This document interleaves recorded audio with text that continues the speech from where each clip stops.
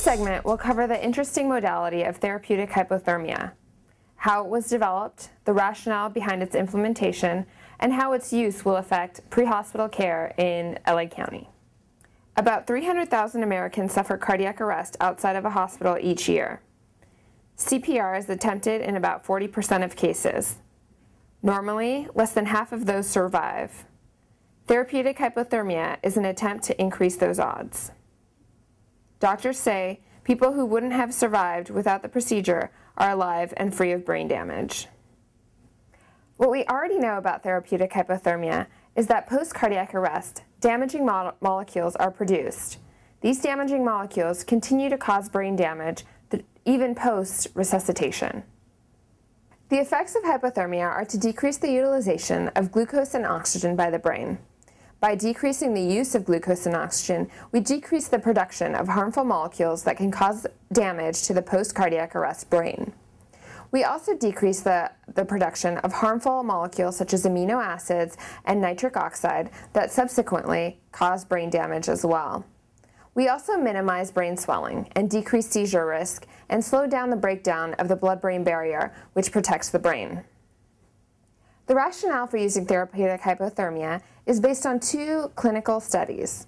The first one is a European study, and that was conducted among 275 patients, where patients were randomized into a group of hypothermia versus non-hypothermia in the post-cardiac arrest situation.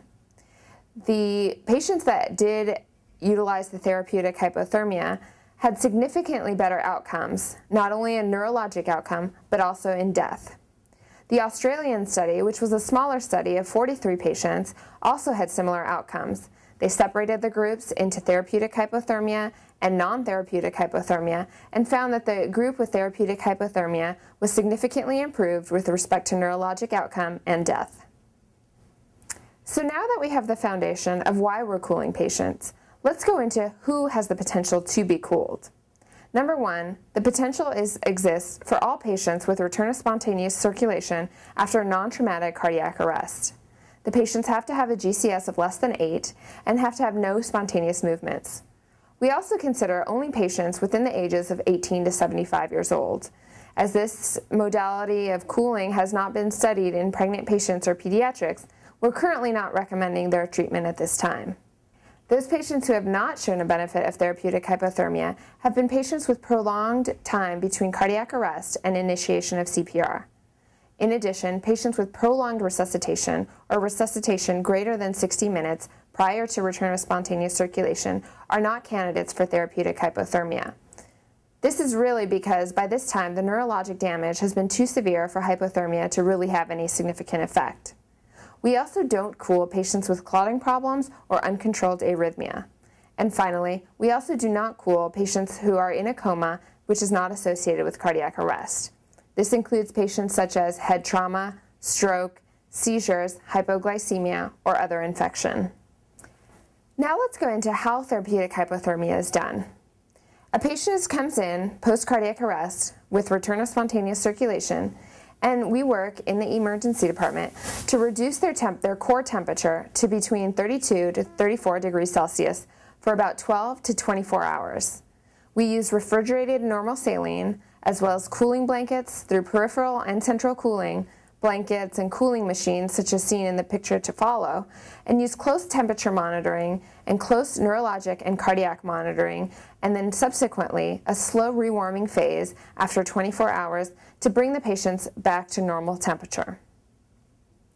The concept and implementation of therapeutic hypothermia is really uncharted waters. This is an exciting new modality and is a fairly new concept that we are at the forefront of implementing into our system. As such, the effects, as I mentioned, of pediatric and pregnant patients is really unknown, so we do not advocate the use in this population. As for cooling in the field or pre-hospital cooling, this has not yet been recommended or suggested, but perhaps in the future it may be added to the protocols. Now I wanted to talk a little bit about LA County and therapeutic hypothermia. Beginning January 1st of 2011, all STEMI receiving centers will be required to have the capability to implement therapeutic hypothermia. In an effort to best implement therapeutic hypothermia and to integrate a system for post-cardiac arrest care of the patient with return of spontaneous circulation, LA County has designated that all non-traumatic cardiac arrest patients with return of spontaneous circulation are to be transported to a STEMI receiving center. The rationale behind this is that we have found that post-cardiac arrest patients that can achieve return of spontaneous circulation, up to 70% of these patients have been found to have an acute blockage in their coronary arteries that cause their cardiac arrest. By getting them to a STEMI receiving center, we can best treat them as we have cardiology, PCI capabilities, and neurologic support at these centers. We want to make note that LA County regionalization of cardiac arrest patients includes all non-traumatic cardiac arrest patients. This includes drownings, drug ingestions and overdoses, nursing home patients, and hangings. However, it excludes pediatric patients and trauma patients under LA County trauma criteria.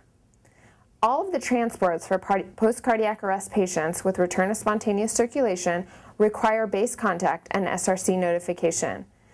As we generally do, we should do our best to try and obtain an EKG post-resuscitation or post-obtaining return of spontaneous circulation in those patients to get an accurate view of any arrhythmias or any EKG abnormalities that can be transmitted to the receiving facility. We continue to emphasize that patients that are post-cardiac arrest with return of spontaneous circulation should be referred to a STEMI receiving center. This begs the question of defining return of spontaneous circulation. What we will use as a definition here is that for all rhythms, the restoration of a spontaneous perfusing rhythm that results in more than an occasional gasp or fleeting palpated pulse or arterial waveform. So essentially, it's evidenced by a palpable pulse or a measurable blood pressure. Now that we understand the fundamentals of therapeutic hypothermia, and understand that post-cardiac arrest patients with return of spontaneous circulation are to be designated to be transported to a STEMI receiving center, I just want to briefly go over the benefits of regionalizing out-of-hospital cardiac arrest patients with return of spontaneous circulation. Number one is the ability to administer therapeutic hypothermia. As I mentioned earlier, all sites that are STEMI receiving sites that are going to be receiving patients that are post-cardiac arrest must have the capability to administer therapeutic hypothermia. Number two, they'll have the ability to obtain definitive intervention through a cardiac cath once they are post-arrest with return of spontaneous circulation.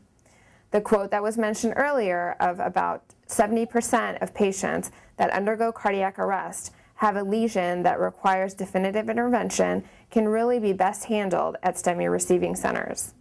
Number three, the receiving centers, after seeing multiple cardiac arrest patients, can offer early hemodynamic stabilization of the patients and able to have a better estimation of neurologic outcome of the patient.